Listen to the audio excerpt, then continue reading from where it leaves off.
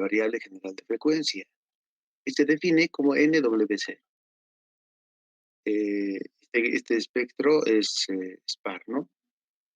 El espectro de magnitud es par, y se llama espectro de fase al ángulo que forma el coeficiente complejo de Fourier C sub n versus otra vez la variable general de frecuencia. ¿Cuál es impar? A ver,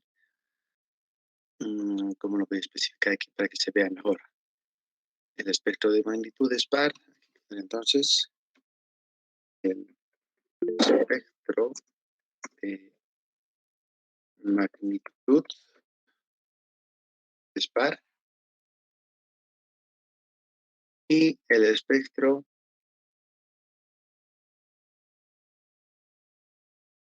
de fase es impar. Eso hay que entenderlo bien al principio. Entonces aquí pongo esto con M y esto por aquí. Tal vez suene no tan importante esto de los espectros, pero tiene su sentido por el nombre. El tema anterior se debería de haber llamado tema 4, serie compleja de Fourier y espectros discretos. Y el tema que vamos a empezar el 5 se va a llamar eh, transformada de Fourier y espectros continuos. Entonces, ahí está la palabra espectro antes y espectro después. La pregunta, ¿qué es un espectro? ¿No?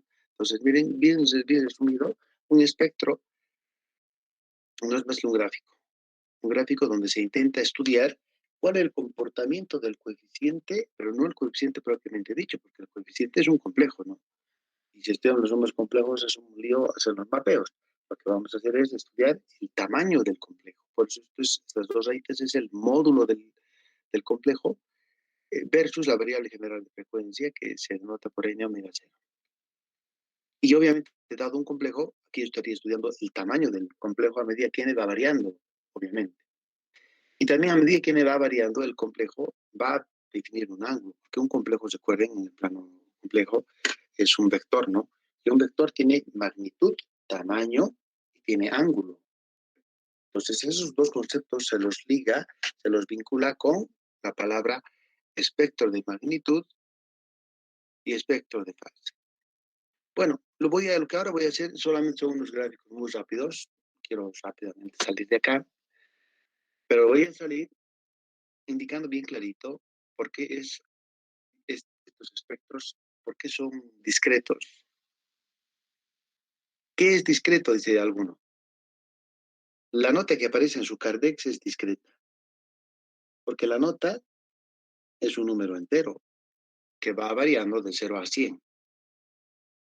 Y yo no creo que alguno tenga una nota, por ejemplo, de 51.7. De alguna manera se ha redondeado o es normal, ¿no? Eso no quiero entrar en esos detalles que no me competen, pero todo el mundo sabe que las notas que están en nuestro Cardex son números enteros del 0 al 100. No hay notas intermedias. Al no haber notas intermedias, entonces sus notas se dice que son discretas. En cambio, por ejemplo, deja pensar, tal vez sea un ejemplo malo, pero finalmente es un ejemplo.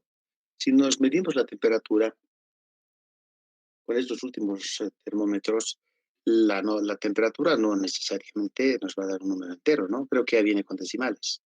Entonces, qué sé yo, tal vez por la persona y algunas otras características que no nos competen, alguien puede tener 37.2, 37.5, 37 o 38.1, no sé, pero ya son valores que ya tienen valores intermedios, ¿no? No son todos, pero ya tienen ciertos valores. Entonces, aquí hay más posibilidades, voy a decir, que en el caso de las notas del 0 al 100. Este último ejemplo yo sé que es malo, pero trata de hacerse más continuo que el discreto.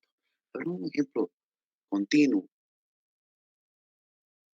Eh, bueno, creo que no tengo un buen ejemplo de continuo, pero tal vez intentamos medir algo con un instrumento muy preciso podamos, por ejemplo, asociarle su dimensión ya con varios decimales y todos los decimales que queramos.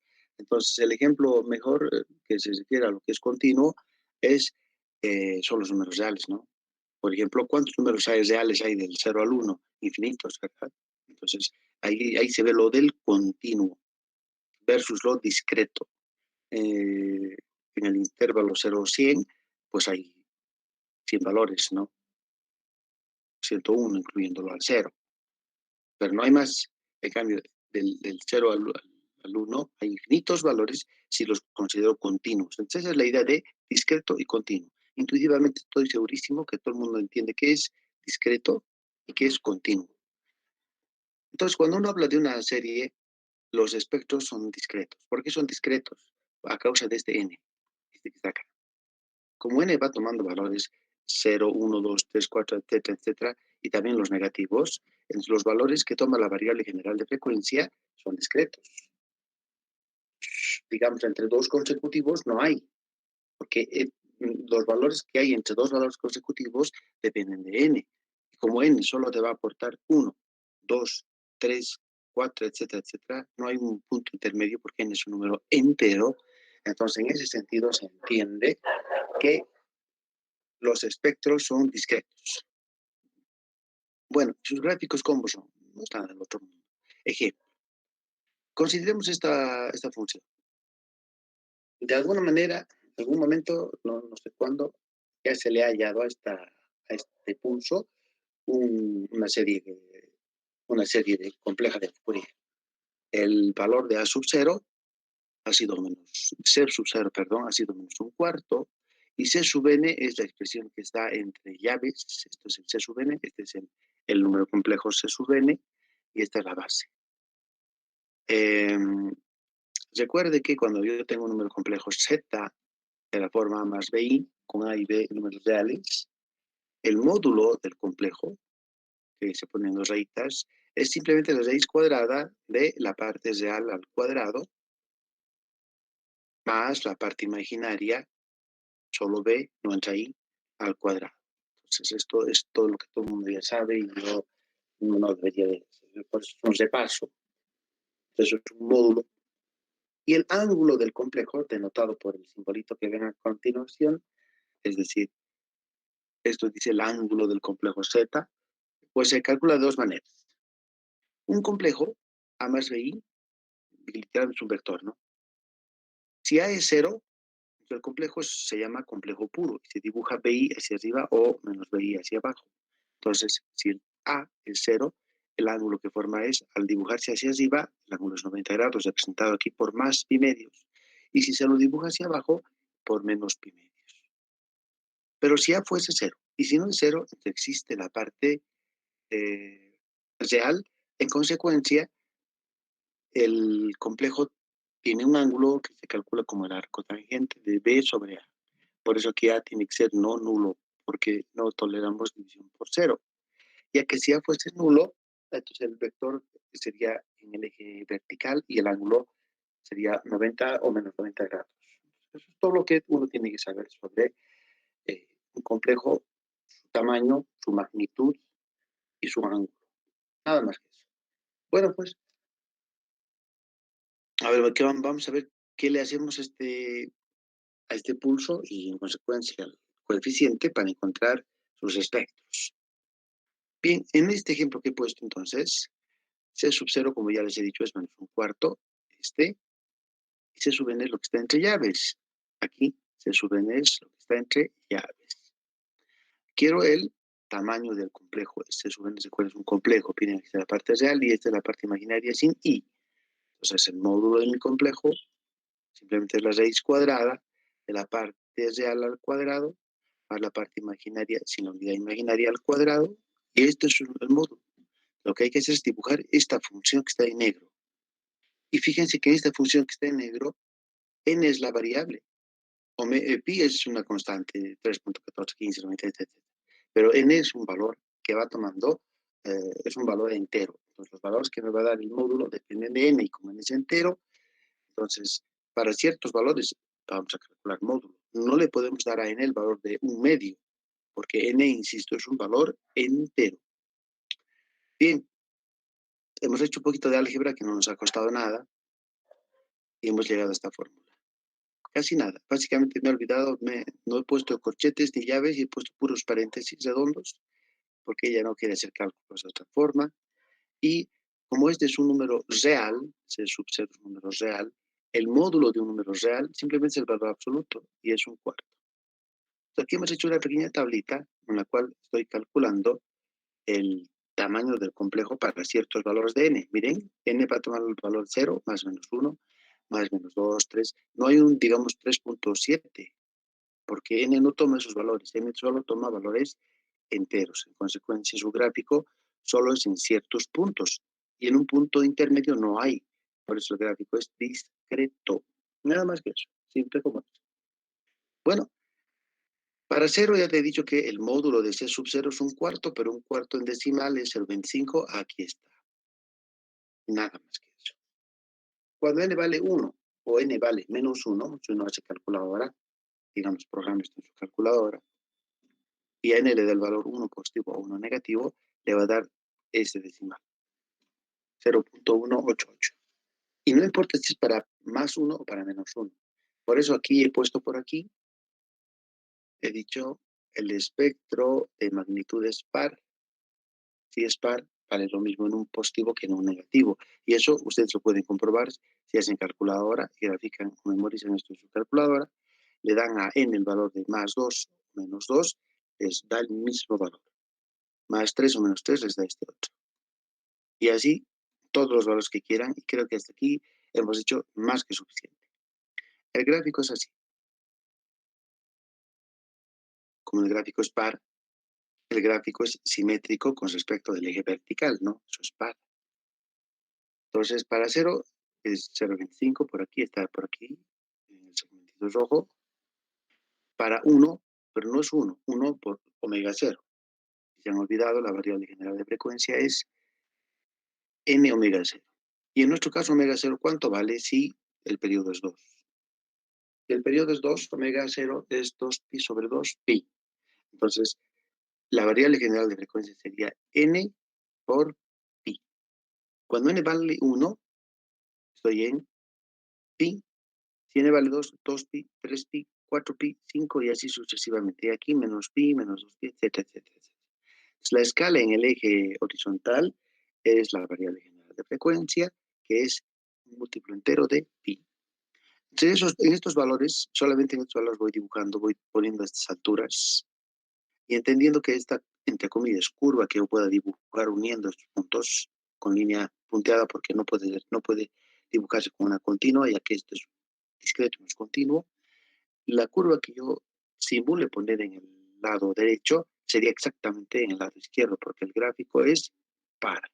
Esto que está aquí es simétrico con esto. Eso es todo, eso es un espectro.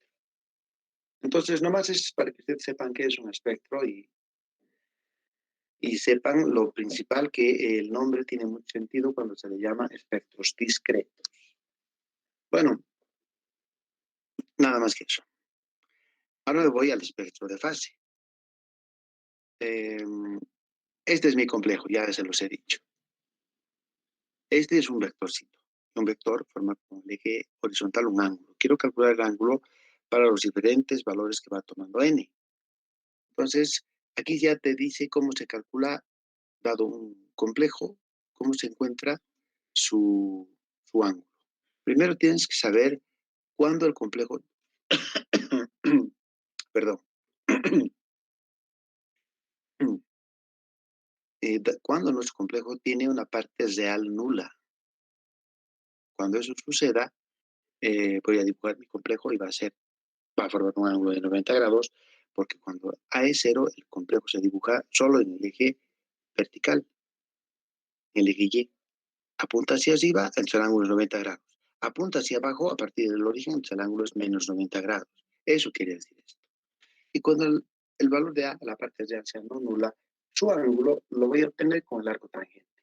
Y eso es todo. Y eso voy a hacer con este complejo y con todo detalle. A ver, aquí está. Pero no veo mi complejo. Aquí. Este es nuestro complejo. C sub n.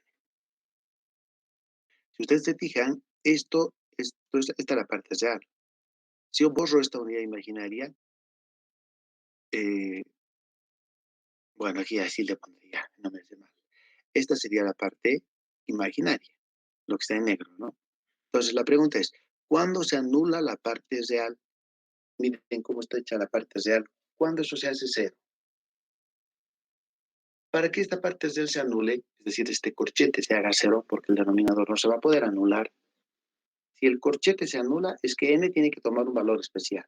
Por ejemplo, si n es par, un número par cualesquiera, por decir 2, 4, menos 1 a la n va a ser 1, y 1 menos 1 sería 0. Entonces, por eso aquí he especificado y he dicho, si n es par, entonces nuestro complejo tiene parte real nula. Insisto, si n es par, mira qué forma toma la parte imaginaria. Menos 1 a un exponente par es 1. 1 más 3 medios, 5 medios. 5 medios por 1 sobre n pi. Mira cómo sería el complejo entonces. Este es el complejo cuando n es par. No tiene parte real. En consecuencia, si n toma valores positivos, este 5 sobre 2 n pi, cuando n vale 1, 2, 3, 4, etcétera, etcétera, es un complejo que se dibuja hacia arriba a partir del origen y sobre el eje Y. El ángulo que forma con el eje horizontal es 90 grados. Si se dibujaría hacia abajo, ¿cómo se dibujaría hacia abajo?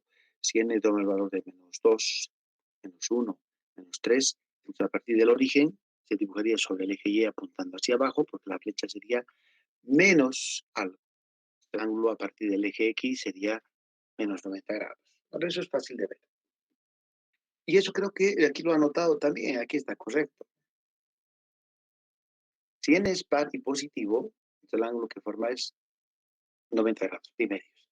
Y si n es par y negativo, el ángulo que forma es menos pi medios. Bueno, y si no fuese ni uno o ni otro, ¿qué es lo que sucedería? Ya que estamos analizando n con paridad par, ahora analicemos con paridad impar. Nada, no, se podría hacer más fácil. Entonces, si n es impar, esta expresión, ¿cuánto vale? ¿Quién me ayuda? A ver, estudien. Menos 1 elevado a un exponente impar.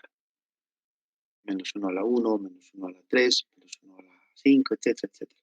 Y vale igual si le ponemos n igual a menos 3, menos 5, menos 7. Entonces, menos 1 elevado a un exponente impar es menos 1. Menos con menos, menos 2, 2 con 2, por eso aquí hemos puesto menos 1 sobre n cuadrado pi cuadrado, ya que los 2 se cancelan con el 2, ¿no?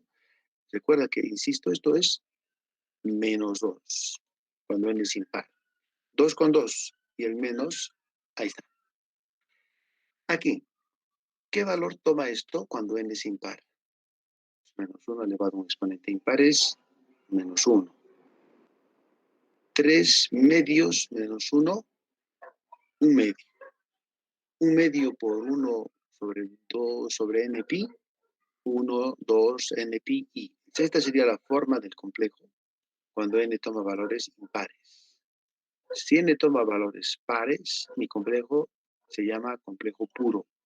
Ya. Si es puro, aquí yo ya he puesto bien su ángulo cómo es, bajo qué condiciones y todo perfecto. Segundo, si n es impar, como este que aquí ya he simplificado, entonces el ángulo que forma este complejo ya saben que es el arco tangente de la parte real sobre la parte imaginaria. Parte real sobre la parte... No, era al revés, perdón. La parte imaginaria sobre la parte real. ¿Dónde sacas eso que dice alguno? Aquí está, fíjate. No es despacito. Aquí. Dado mi complejo A más BI, arco tangente, la parte imaginaria sobre la parte real. Eso lo hago en mi caso concreto. Aquí. Este es mi complejo en el caso de que n sea impar. Yo tomo la parte imaginaria, le divido entre la parte real y puedo hacer hasta álgebra, ¿no? Cancelar y creo que lo voy a hacer. Porque se puede hacer extremos con extremos, medios con medios y esto se simplifica mucho. Simplificando entonces, porque a veces uno quiere programar, ¿no? A ver, le voy a decir a ella que lo haga. Simplifica. Ahí está, eso es todo. Aquí le voy a decir, esto no es más que el arco tangente de la expresión menos n pi medio. Y ahí está. Eso sería todo. Cortito. Esto es lo que voy a estudiar. Esto mide el ángulo. Y esto está en radianes, obviamente. Yo quisiera ver cómo va evolucionando el vector, pues tendría que cambiar los radianes a grados para que yo entienda qué valor me sale. Pero aquí está entonces todo el estudio completamente hecho, absolutamente. Si alguno me pregunta, a ver, ¿tú es que has dicho n par y positivo? Has dicho n par y negativo. Y aquí solo dices impar. ¿Cuándo dices que n es impar positivo o n impar negativo? Las dos están aquí puestas ya. Esto sirve cuando n es impar negativo o cuando n es impar positivo. Ya está todo ahí. Ahora esto lo vamos a vaciar en una tablita. Muy bien, aquí en esta tablita he puesto algunos valores. Y recuerden que el gráfico que ahora voy a empezar, el espectro de fase, es un gráfico impar. ¿Cómo se dibujan los gráficos impares? Un gráfico, un pulso es impar, como ustedes ya saben de memoria, cuando hacemos dos simetrías, ¿no? Lo que está en el eje, en el primer y cuarto cuadrante, vamos a decir así, nos reflejamos con respecto del eje eh, vertical y luego los reflejamos con respecto al eje horizontal. Dos movimientos. Así se encuentra, se fabrica, se construye un pulso impar. Muy bien. Solo hemos hecho cálculos ahora. A ver, ¿cómo? N va a tomar una serie de valores. Tengo que ser cuidadoso de cuando tomo un valor par y positivo, un par y negativo. Voy a ir primero con los pares. A ver, pintaré este, por ejemplo. Y bien sería poder pintar con más valores y de otra forma, pero aquí mi científico no puede. Solo les voy a mostrar estos dos casos, que son los pares. Par positivo, par negativo. Bien, a ver. Empecemos aquí. Si n fuese par, 2 y positivo. Imaginemos que este es más 2. Y si n es 2 y positivo, ¿qué ángulo forma? Más pi medios. Pero pi medios, si uno hace cálculo ahora, es 1.57. Entonces, cuando sea más 2, tú tienes que dar más 1.57. Si fuese par y negativo, ¿qué tienes que dar? Menos pi medios, menos 1.57. En otras palabras, el signo de arriba, el más 2, va con el más 1.57. El signo de abajo, el menos 2, va con el menos 1.57. Con el 4 igualito. Si n fuese par y positivo, por más 4 voy a decir, el ángulo sería más pi medios, más 1.57. Si fuese menos 4, menos 1.57. Y ahí está. Con eso creo que ya está listo todo. ¿Qué pasa si n es impar? Bueno, esto es calculadora. Y la función arcotangente es impar. Entonces, es cuestión de calculadora. Y vamos a decir así. Con calculadora, aquí en lugar de n tú le pones 1, escribes en tu calculadora literalmente menos pi medios arcotangente en radianes, y ella te va a dar, si n fuese y el 1 impar positivo, te va a dar menos. Fíjate el signo cómo es invertido. Cuando le des más 1, ya te va a dar menos 1.003. Y si le das menos 1 a n, este signo de abajo, menos 1, ella te va a dar más 1.003. Pasa lo mismo con el 3, con el 5 y con todos los valores. Es cuestión, como te digo, de ser calculadora y eh, esperar que estos valores siempre salgan con esa paridad. No te olvides que es una impar, espero que no se hayan olvidado. Un gráfico los reflejas con respecto al eje vertical. Y luego ese gráfico que acabamos de construir reflejando, los reflejamos otra vez con respecto al eje horizontal. A eso le llamamos impar. Eso mismo quise de dar. Miren cómo queda el gráfico. Aquí está. De alguna manera voy a hacer un pequeño trazo muy complicado, voy a decir así. Así. En 0 es 0, viene por aquí, viene así. Este gráfico es exactamente que este que he dibujado lo pusiera aquí, lo volcaría otra vez y se construye por eso un gráfico de este tipo. Viene así, vienes aquí, algo así. Esta es la idea de un espectro de fase. Nada más. Este sí es un gráfico un poquito complicadito por la forma, pero no más es eso. Independientemente de qué significa esto, lo que quiero que ustedes entiendan, y para eso se pone este repaso que es muy breve, porque ya creo que ya termina aquí, es que tanto el espectro de magnitud, estos valores que solamente ocurren en estos puntos y no hay ningún otro valor en un valor intermedio, lo mismo aquí, solo voy a dibujar en pi, en 2pi, en 3pi, etcétera, en menos pi, no hay un valor intermedio. A esto se le llama espectro de magnitud. Estos valores que va tomando el estudio del complejo C sub n y a un complejo, ¿cómo se le puede estudiar? Su tamaño y el ángulo, nada más. En ese estudio, en ese afán de entender cómo es el complejo y cómo evoluciona el complejo a medida que n crece, se han construido estos gráficos que se llaman, insisto, espectro de magnitud y de fase. Y lo que de ellos me importa es que son discretos. No hay un espectro entre estos dos puntos. Ya. Nada más eso. Y ahí lo dejamos, porque no queremos ahondar más en esto. Y hay muchos otros gráficos al respecto, pero solo quiero que ellos, que uno sepan que esto es discreto. Bueno, ¿a dónde apuntamos? A ver, vamos a bajar el tamaño y ya estamos bien. En lo que sigue, estudiaremos la representación de Fourier para funciones no periódicas. Para ello vamos a hacer crecer el periodo y sin límite. Entonces, el capítulo 1, 2, 3, 4, todo lo que hasta ahora hemos estudiado, tienen que ver con cómo dar una representación para una función que es periódica. Tengo entre una función que es periódica, con el capítulo 1 encuentro su representación. Con el capítulo 2 hago lo mismo, pero atendiendo un poquito más a su forma, si cumple cierta geometría, ciertas formas.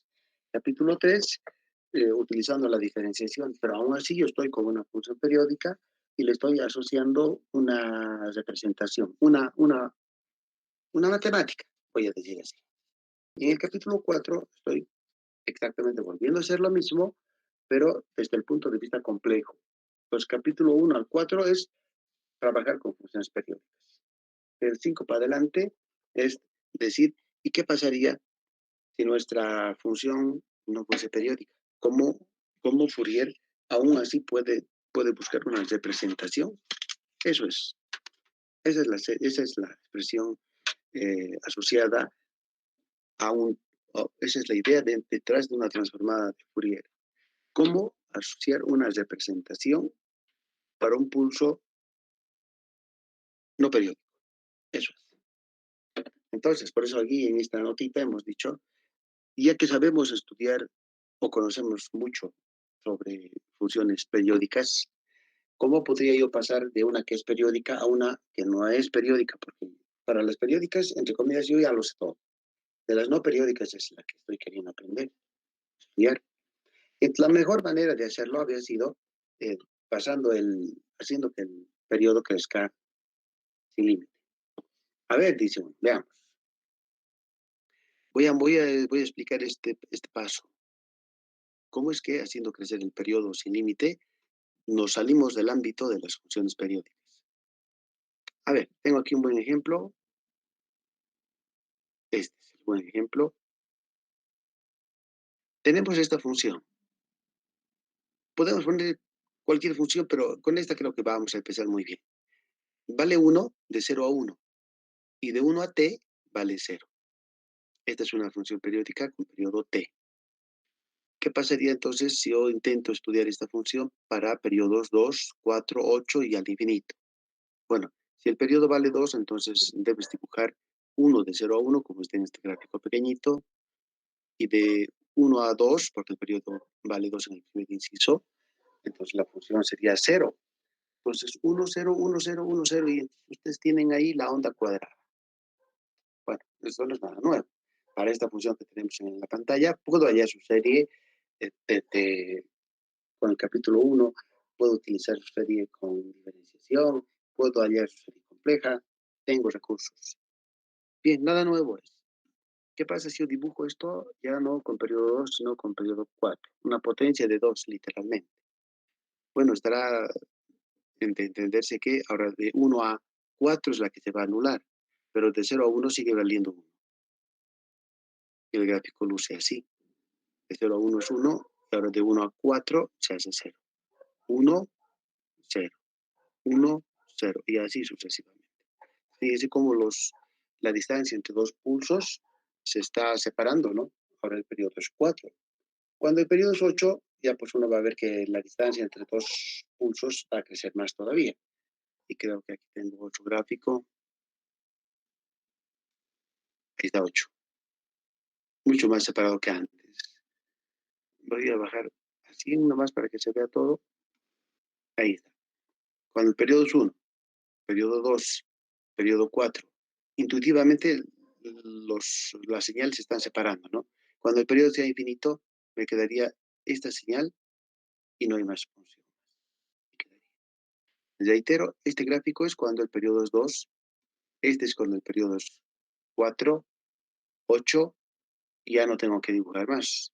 Ya sé qué pasaría en el caso límite. Si no se ha visto el gráfico 2, periodo 1, periodo 2, periodo, no, periodo 2, perdón, periodo 4, periodo 8, y puedo seguir separando tanto como quiera. Y en el límite, así va a quedar nuestra función. Por eso aquí decimos, donde se puede ver que el pulso se hace aperiódico. Ya no es periódico, aperiódico.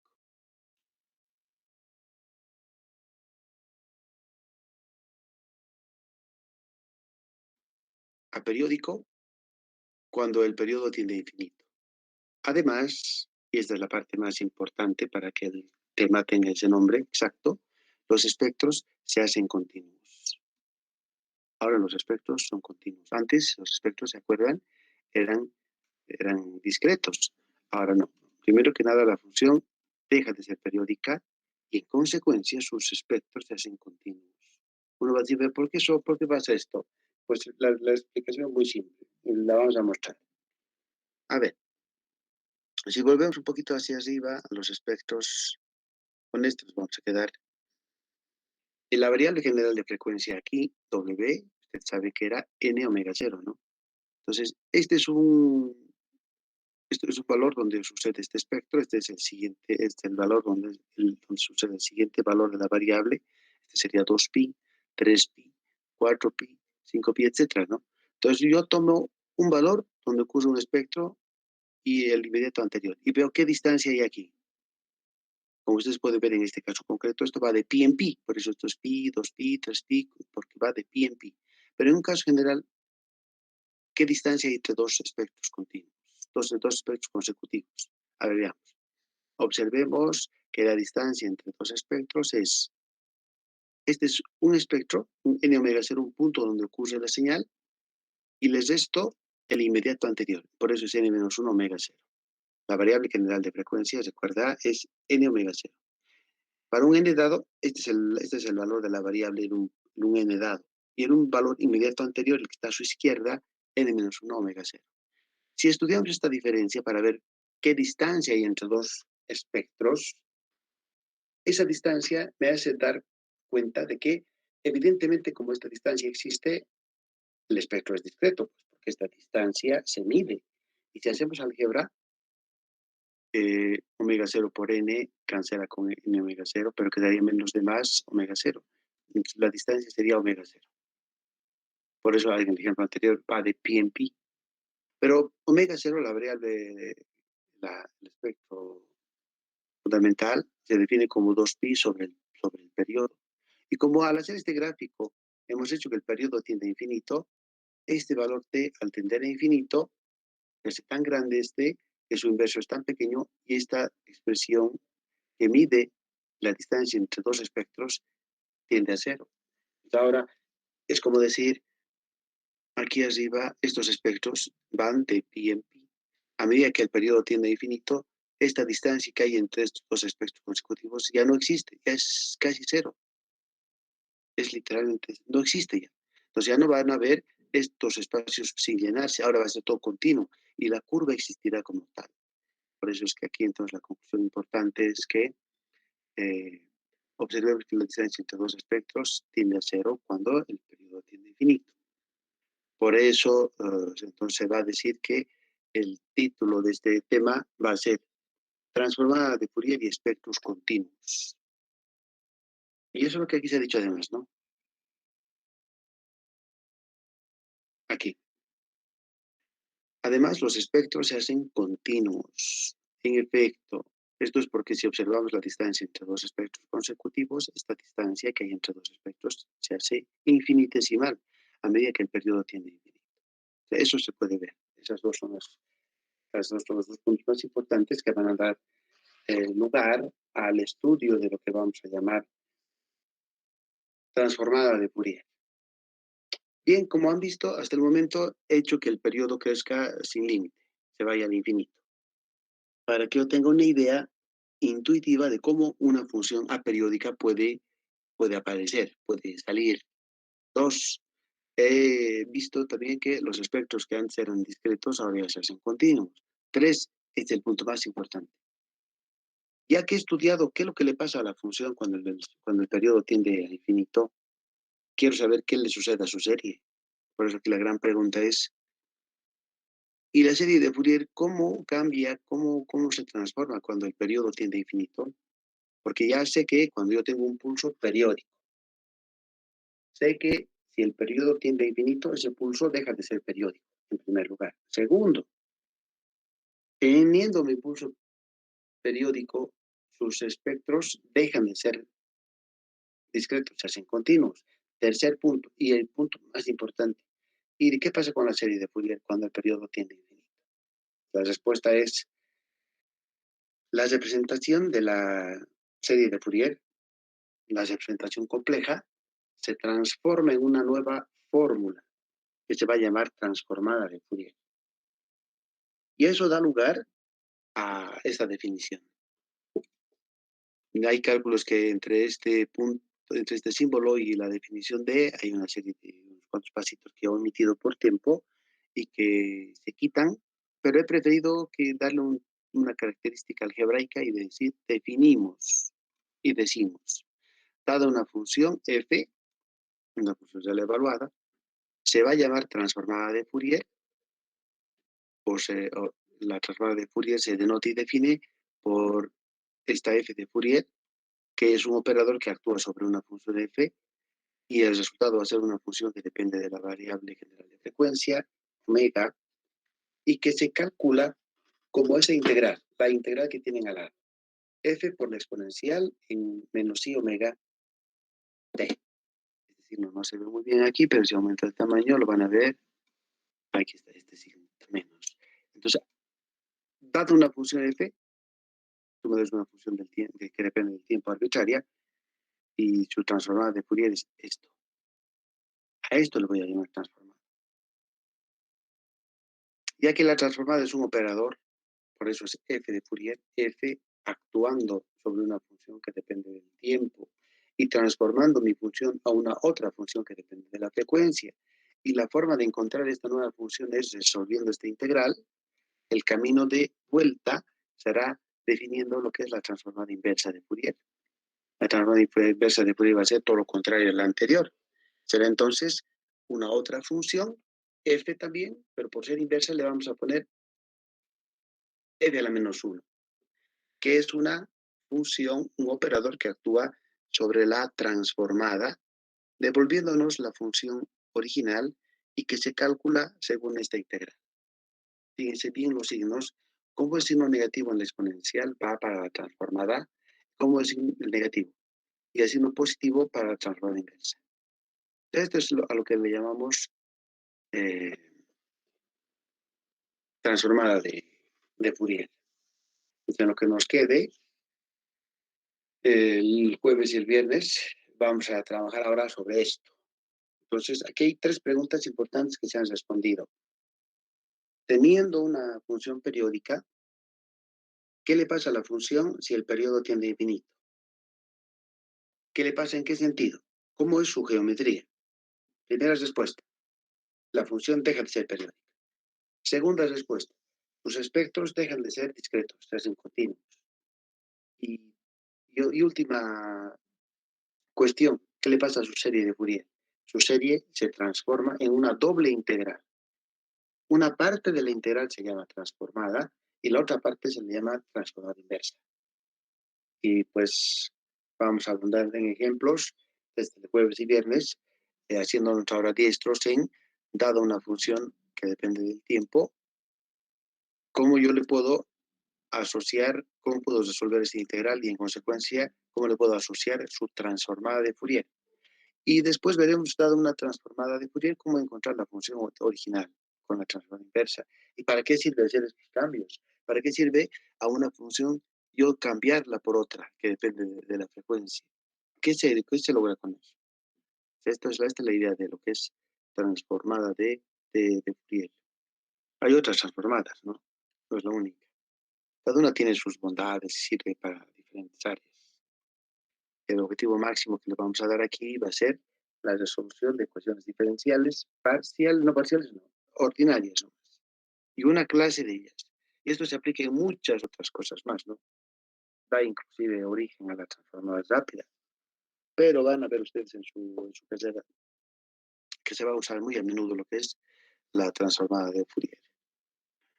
Muy bien. Entonces, esta es la clase del 3 de mayo. Aquí voy cerrando porque en unos minutos más voy a abrir un examen para sus compañeros y me voy a permitir estos 15 minutitos para afinar un poquito más el examen. Si no hay ninguna pregunta, entonces, jóvenes señoritas, los voy dejando.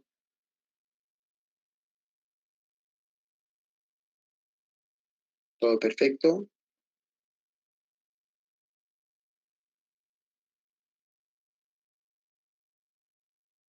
Muy bien. Entonces, buena introducción.